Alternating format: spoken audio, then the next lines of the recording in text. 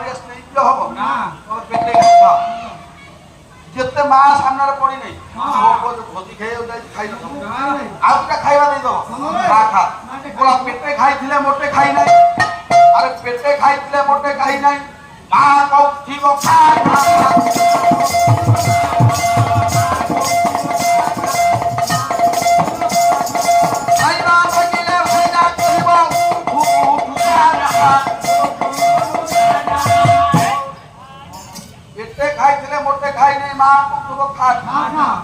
ଖାଇବାକୁ ଯଦି ଭାଇଟା ମାଗି ଭାଇଟାକୁ ଖାଇବା ମାଗି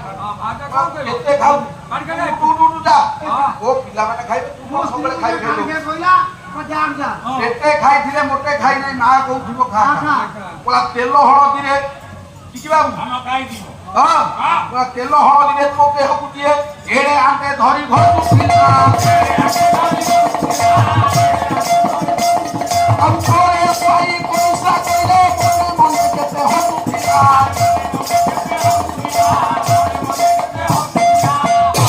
আরে সে বাহুতি মা তেল হলদিরে তো দেহକୁ কেড়ে আনতে ধরি ঘসুଥିଲା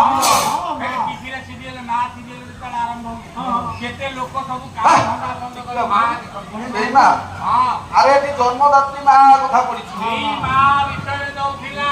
নাই